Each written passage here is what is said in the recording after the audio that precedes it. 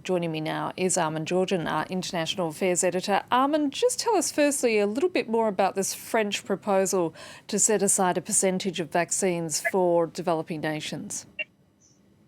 Yeah, so the context of this is that Western countries have ordered many more doses that they can actually use in terms of the numbers of their own populations. And the idea is that this is a bad look for the West.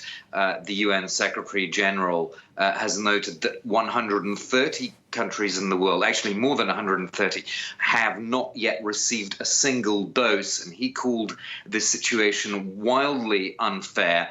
Those comments were echoed by President Macron, who's talked about an unprecedented acceleration of global inequality. And he further said that this was unsustainable because, of course, variants could then come back to Western countries for many years. That's going to set off questions about whether existing vaccines really respond to new and unforeseen variants. So essentially, as long as the rest of the world is not fully covered, there's going to be a lot of instability in richer countries with possibly partial revaccination programs, who knows, but certainly a state of flux for many years. So that's the idea behind this French proposal. Emmanuel Macron saying that Chancellor Merkel backs the proposal. And then, of course, you've got this multilateral mechanism called COVAX, which countries like the UK are already contributing to.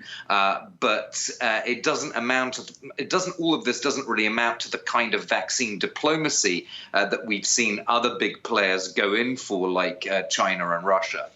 And you talked there about vaccine diplomacy, Armen, which has pitted Europe, Russia and China against one another. Who is winning? Well, we can see spheres of influence emerging. China, not surprisingly, having this presence in Southeast Asia with its vaccines.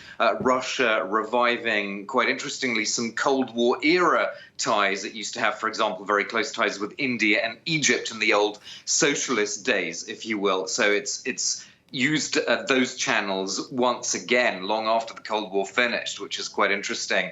Plus, of course, as you'd expect, Russia using its links with some Eastern European states and some Balkan states. But actually, Russia and China, they definitely haven't divided things up between them in a sort of unspoken agreement. Because if you look at the Americas, they've actually gone head to head. So in Mexico and Brazil, Russian and Chinese vaccines are competing directly. And you've also got a proxy war between China and Russia in Chile and Argentina, respectively. So it's a kind of no-holds-barred situation. But what Russia and China do have in common is the fact that the West is, for now, still looking inwards, essentially. The West very preoccupied with dealing with its own population getting vaccinated, with its own economic future. And that has given a big opening for Russia and China around the world.